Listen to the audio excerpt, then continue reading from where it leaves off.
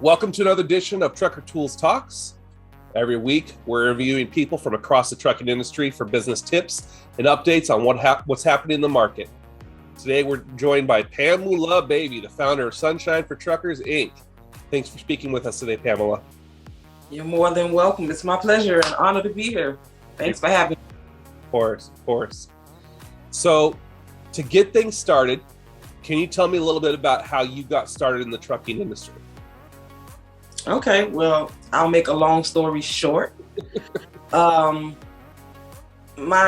uncles, I had a few uncles, and I found out later that my granddad drove trucks as well for a short period of time. But it started with my uncle. At the age of 9, he took us for a ride in his semi, and I just grew a passion for wanting to drive a bigger vehicle, right? It's a different perspective being above everybody else, right? Yeah. I not realizing that at that time, we're talking about the late 80s, 90s, maybe. I wanted to be a bus driver. Yeah, I was in school. I wanted to be a bus driver. That's the next best thing, because in my mind, only men drove trucks. And then my ex-husband at the time only confirmed what I had thought, that women did not belong in the truck, because when I said I brought it up, he was dead set against it. No wife of mine is going out on the road to drive a truck. So I my dream of driving a truck kind of died with that. So I went into the nonprofit arena. And if you are familiar with nonprofits mostly are funded by grants. They get funding from the state, from the government, and at any moment those grants or that money could dry up. There's no guarantee that you'll have a job past your contract. So, so you said you were a nonprofit. What's that nonprofit called? And can you tell me a little bit about how that and about that and why you started it up? Well, I didn't start it. This is what I did before I started driving trucks. So I went into that arena. That's what I knew, and I worked for nonprofits for 11 years before getting into driving a truck. So I'm very familiar with social services, being an activist in my community, giving back. I've seen and heard a lot of things. I'm familiar with people, period. I got attached to that. So, but like I said, it's grant fund based. So I kind of got tired of having to be on pins and needles if I would have a job to come in following up year. So with that, I went into an office job. I did not like it. I didn't enjoy it at all. It was a 9 to 5. I was stuck. Felt like I was in a fishbowl. So the next best thing, trucking came back into my mind. It came back to the forefront. And I'm remarried now, and I spoke to my husband about it, and he was like, "Yeah, baby, why not? You can do it. I mean, you have the demeanor, the drive to do it. Why not?" So I quit my job immediately, and I went into CDL school for 9 weeks, got my license, and the rest is history. I'm here. Wow. And that was 2018. So, yeah. That's awesome. It's very cool to hear. Yeah, I mean, I understand that whole that I don't understand the mindset, but I understand where you're coming from. Where it's been a very male-dominated industry for a very long time, right? So I love seeing the diversity and seeing just logistics spaces for everybody. It affects us all, so everybody should be in it and have their input for sure. I totally agree with that. So yeah, and then I went on to work for Werner after I graduated. I did my research, extensive homework on which company I wanted to work for, and being from Miami, Florida, there's not many options because, as you know, freight coming in is okay, but going out, it's not. It doesn't make business sense. So I understand now why you don't find many companies hire out of Florida, especially South Florida. Unless you're running cut flowers, right? Right. right, produce or something like that. And that's seasonal. So I went to Warren for, I will say 3 months. I went on the truck with a trainer, and that was cool. But once I got on my own, being from Florida, Florida is flat. We don't have any real treacherous weather. The traffic here is very minimal. I know a lot of people say Florida traffic is bad, but since I'm a driver now, it doesn't compare to other major cities because we are one way in and one way out, right?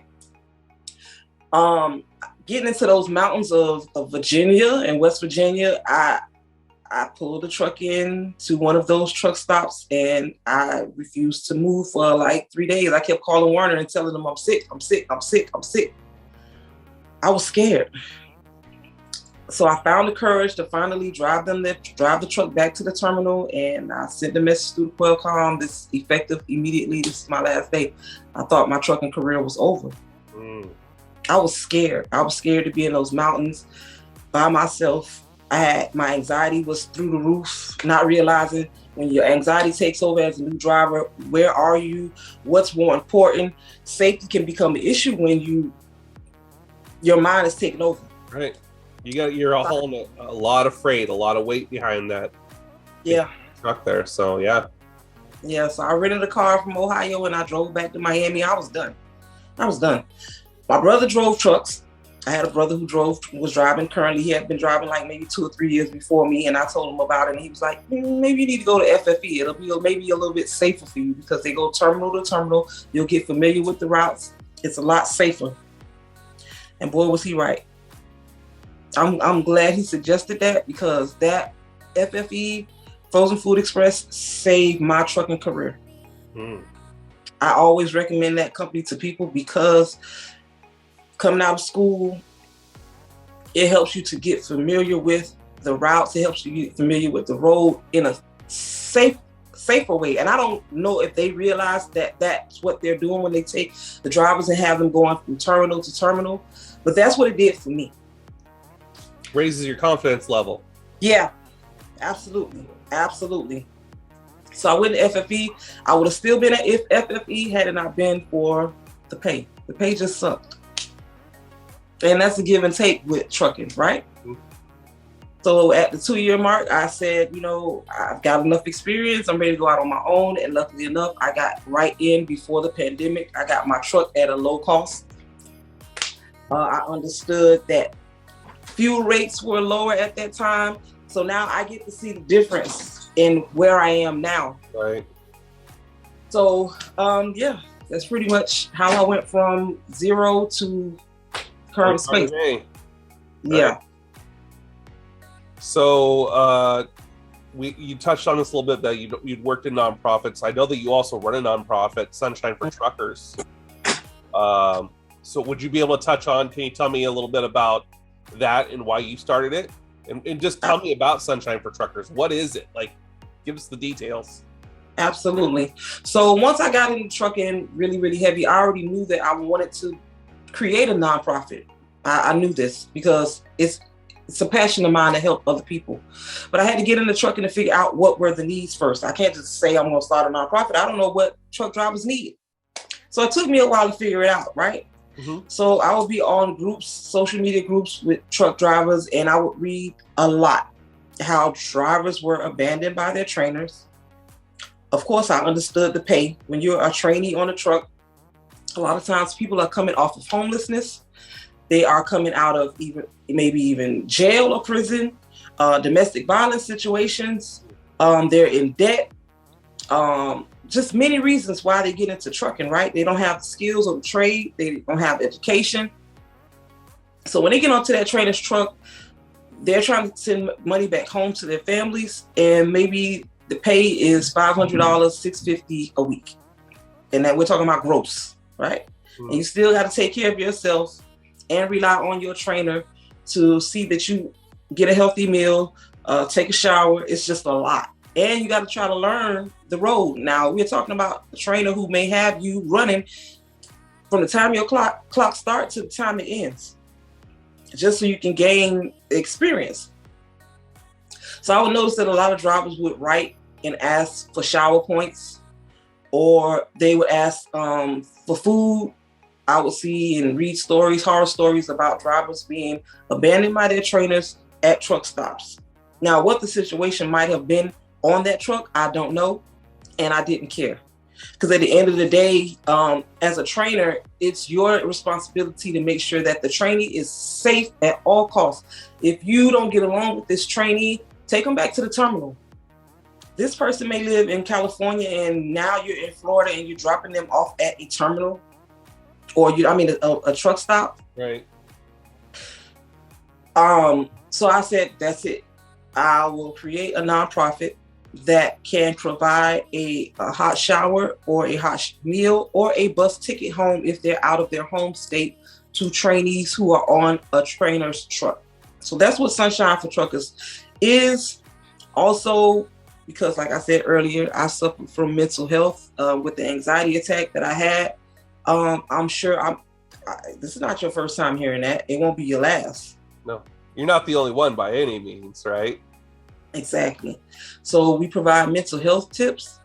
Also, a driver's resource. Right now, I'm building relationships. So if somebody needs a driver or a driver is looking for something, I can all be the connect. So that's currently what I do with the nonprofit. It's awesome. It's awesome. So, you're talking a lot about changes and the hardships that people go through.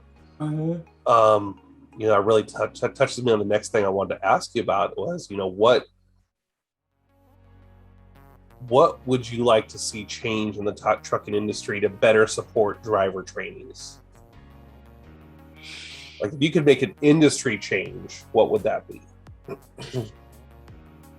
It would definitely be seeing them as people and not as I don't want to call it a number. I want to say hurry up to get them in the seat is what I think is hindering drivers' success, and that may be the reason why the turnover rate with drivers is so high, because I understand the value of proper training.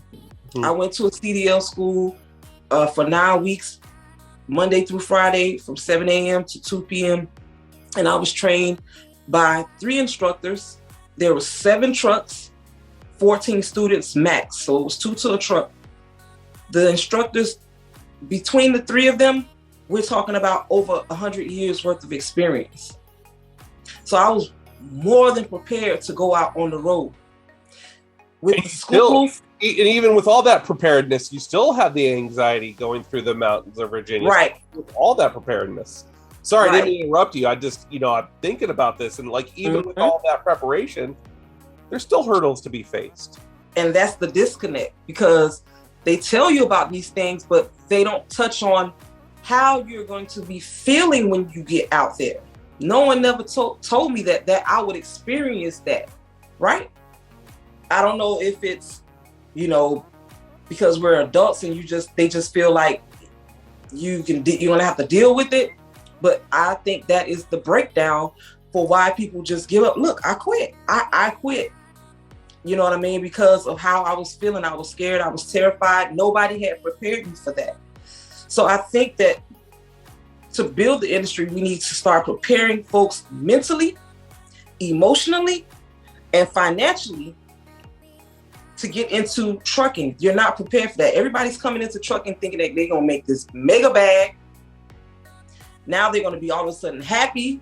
They can take care of their families, and they don't think about the mental of it.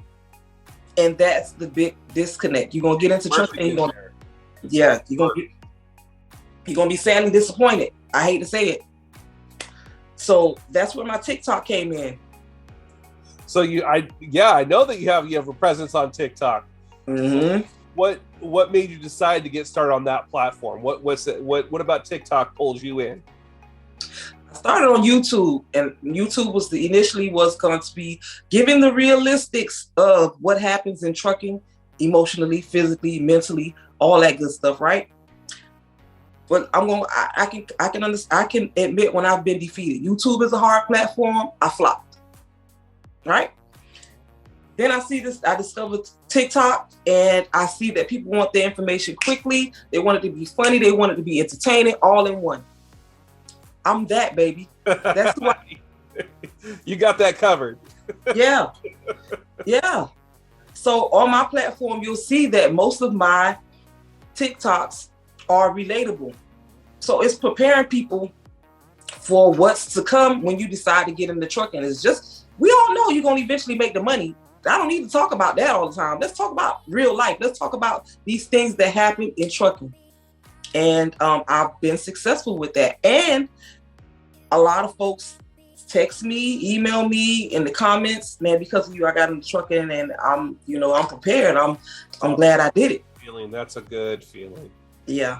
Good on you. Yeah. So, you were talking about this, and you share what kind of videos, like just honest videos. So, how has use of social media helped you bring awareness to the problems that driver trainees face?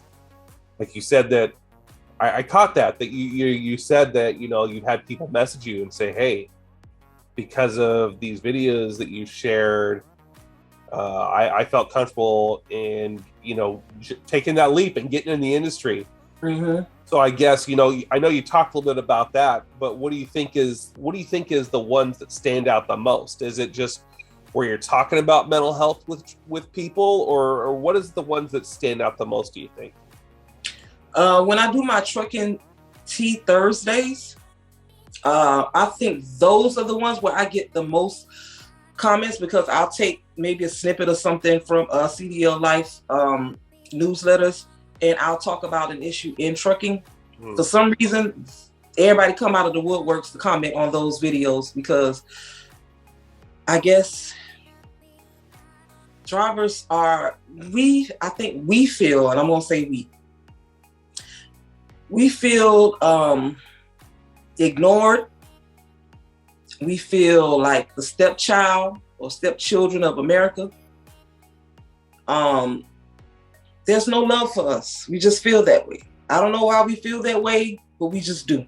And I think it's because we know and we understand that without truck drivers, America would shut down. Well, let's be honest, it's a lonely job. Yeah. By yourself a lot. Like, everybody has been, the world in America, I can speak to the American experience, or the US experience. A lot of people haven't worked from home and been working in their own little boxes day in and day out. Mm-hmm. That's what really truck driving is you've got a bed in there. You got, some of them have fridges in there, especially if you're over the road driver. You're working from a home every day in and day out. And truck drivers do it from day one. Mm-hmm. Right? Especially if you don't drive team, you're by yourself on the road all the time. That has its own sets of mental challenges. Like, it's hard. I'm a very social person. Anybody that's known me for any length of time, I'm the kind of guy that if you go to the bar, I'm talking to the table next to me about what they're eating and whatnot. Like, that's my personality. So right. When I started working from home, that was a big change for me, because I was so siloed in my house. So I dealt with, similar to you, I dealt with different kinds of anxiety. There was different levels of anxiety that I was dealing with for different reasons. So I completely understand. And I for sure am one of those people that loves my stepkids. I'll tell you that much. I love my trucker stepkids. They take care of us. They love us, even though we don't know it. So right. I, for one, appreciate it. Pamulah, I just want to say thanks again for joining us today and sharing your knowledge. It's been wonderful talking to you. And a big thank you to our audience for tuning in for another edition of Trucker Tools Talks. How do people connect with Pamulah Baby? Tell me, how do people connect with you? Well, I'm everywhere. I'm on all social media platforms under the same username, Pamulah Baby. Right? Yeah. So you guys can follow me. I drop down in the comments. I answer comments. I go live. I do it all. I'm a busy woman. I try to respond to DMs, but it is what it is. I'm working too. So yeah, if you want to connect with me on social media platforms. Awesome. You just did something that piqued my ears up. You sing. My wife is a singer. I love doing karaoke. So We're gonna have to connect sometime. Maybe do some long distance karaoke, Pamela. Okay. I invite the audience that if you have someone in mind that you'd like us to interview or have any questions, use that comment section to let us know. And we appreciate you guys.